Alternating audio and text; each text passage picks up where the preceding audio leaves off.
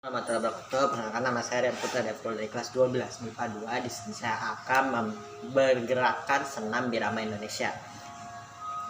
Lihat ini.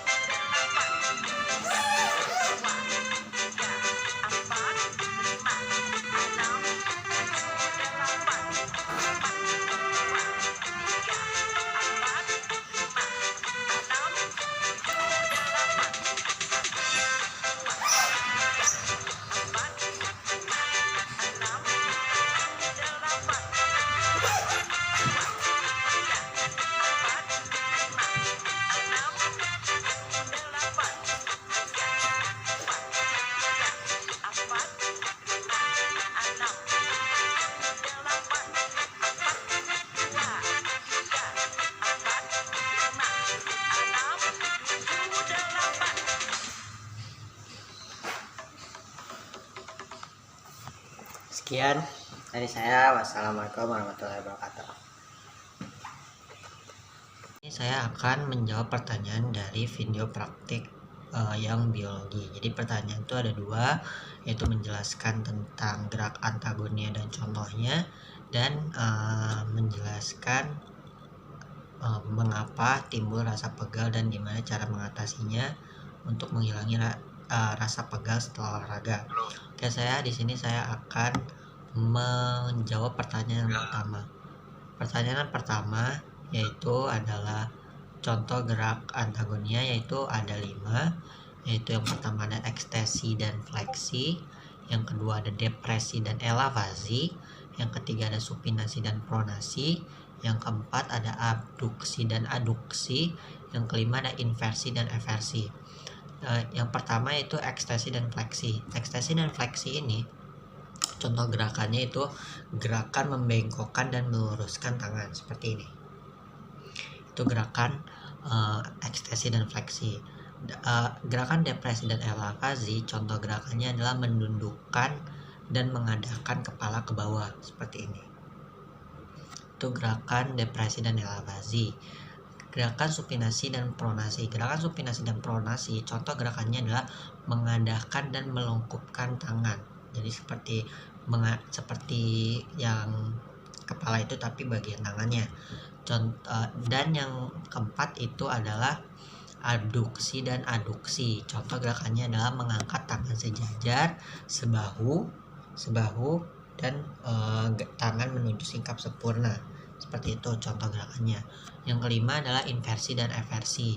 Contoh inversi dan eversi, contoh gerakannya adalah gerak kaki yang memutar keluar arah tubuh ke arah dalam tubuh. Itu contoh gerakan inversi dan eversi. Oke, itu saya sudah menjawab pertanyaan yang ke-1. Dan di sini saya akan menjawab pertanyaan yang kedua. Gimana sih cara menghilangkan rasa pegal saat olahraga? Yaitu cara mengatasinya tuh ada 4, yaitu cukup saja. Yang pertama itu minum air putih, yang kedua stretching atau pendinginan, yang ketiga mandi air hangat, yang keempat adalah tidur yang cukup. Nah, biasanya saat kita melakukan olahraga atau melakukan senam itu akan terasa pegal-pegal di badan kita, entah itu di punggung, entah itu di pundak. Nah, cara yang paling tepat adalah yang pertama itu minum air putih. Mengapa minum air putih? Karena minum air yang putih yang cukup selama dan setelah berolahraga, karena air putih mengembalikan atau memulihkan tenaga setelah berolahraga dan mencegah kehilangan cairan tubuh. Otomatis kita kan olahraga itu kan mengeluarkan benar-benar ini kan, mengeluarkan keringat, dan cara mengitukan kembali energi yang sudah kita keluarkan itu adalah minum air putih untuk mencegah cairan yang hilang saat kita berolahraga. Itu cara yang pertama. Cara yang kedua adalah pendinginan. Kalau ada pemanasan pasti ada pendinginan. Dimana pemanasan itu sebelum melakukan olahraga, dan ini ada pendinginan. Pendinginan itu seperti setelah olahraga kita harus melakukan stretching badan kita supaya tidak terasa kaku untuk setelah olahraga.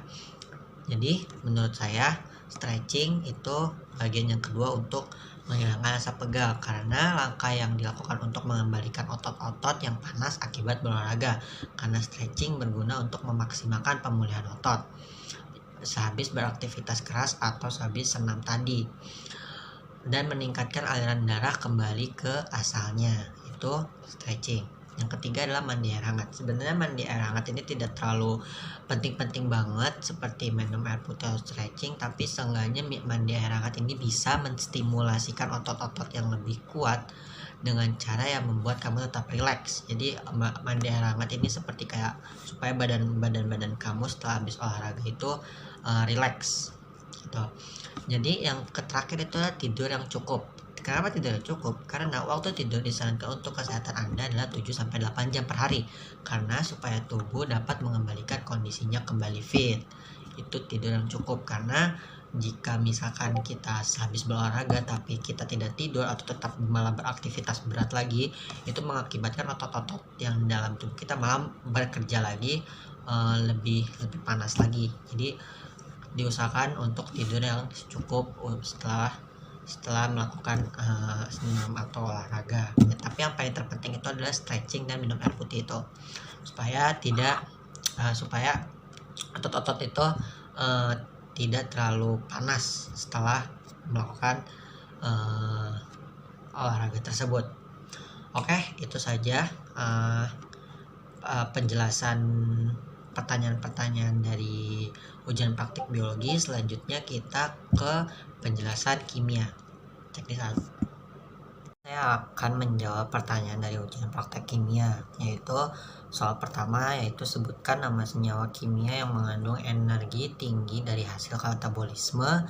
Dan pertanyaan kedua adalah apa hubungan antara energi kimia dan energi gerak.